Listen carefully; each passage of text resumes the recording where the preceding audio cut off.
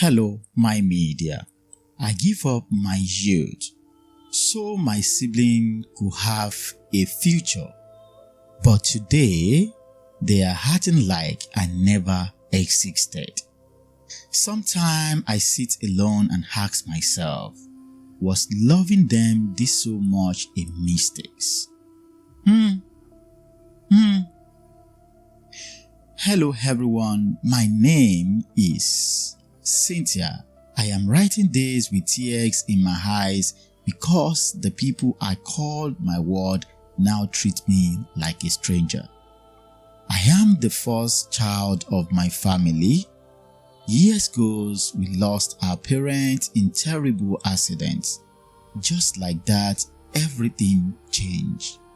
No warning, no preparation. One day I was a daughter, the next day I became a mother to my siblings.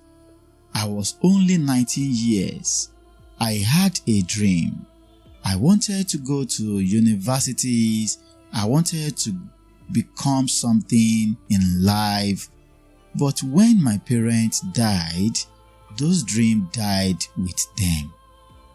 My younger siblings were still small. The youngest was just 5 years old. They didn't understand what was happening. They kept asking, where is mommy? Where is daddy coming back? And I had no answer. All I could do was to hold them and cry silently at night. People came around at first, relatives, neighbors. They promised to help, but slowly, one by one, they disappeared. And it was just me there, and 3 children looking up to me for everything in life: food, school fees, love, protections, everything. I started working immediately. Any job I could find, I worked as a cleaner. I sold food on the streets. Sometimes I would wake up by 4 a.m. just to prepare food to sell. I was tired every single day, but I had no choice, because if I stopped, we would all suffer.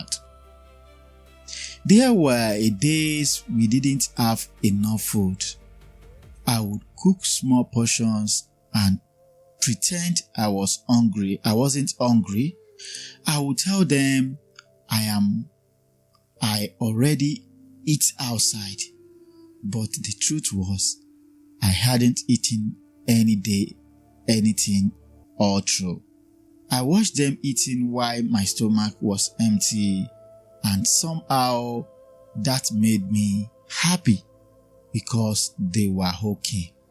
So I made sure they went to school even when I could not afford it. I begged, I borrowed, I cried just to keep them in school, because I told myself their future will be better and they won't suffer like this forever.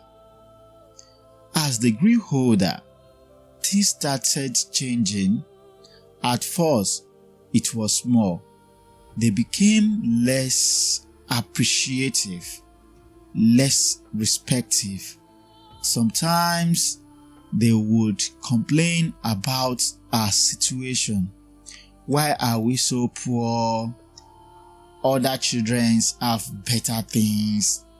Those words, they hurt. But I understood. They were young.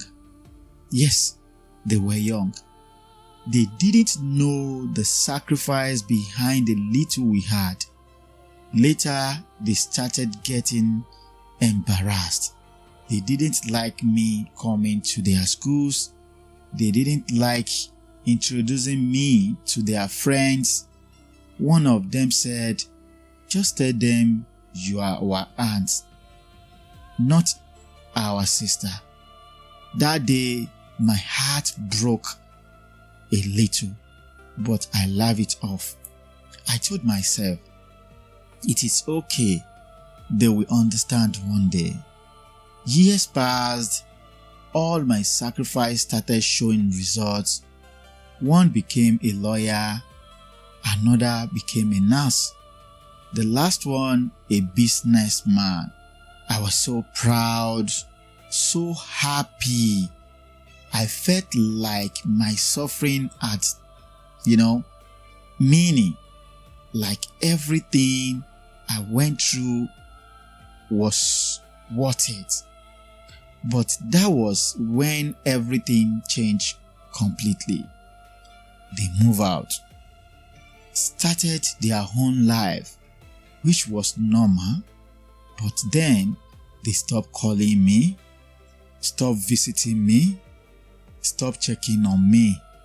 At first, I thought they were just busy, so I waited.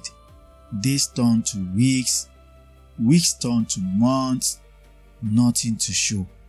One day, I decided to visit one of them. Yes, I went straight to their house. I miss them so much. I just wanted to see their face. When I got there, the security man stopped me, asked me, "Who are you here to see?"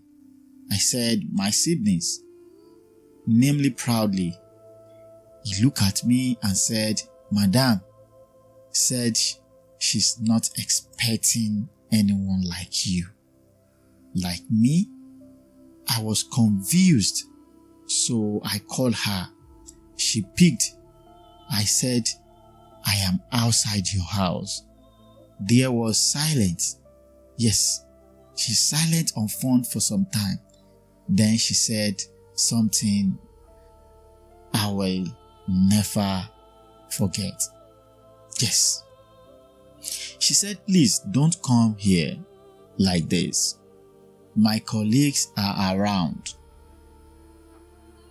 I stood there with my old clothes, my worn-out slippers, holding the small bags I brought, and in that moment, I understood everything.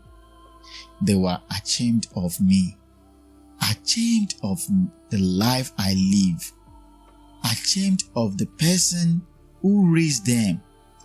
I walked away slowly. I didn't cry immediately. I was just numb. But when I got home, I broke down in tears. Yes, I cried. I have never cried like that before in my life. I kept asking myself, did I do something wrong? Did I do too much? Was I wrong to give them everything? I remembered all the nights I went hungry, all the times I suffered silently, all the sacrifice, and now I meant nothing to them.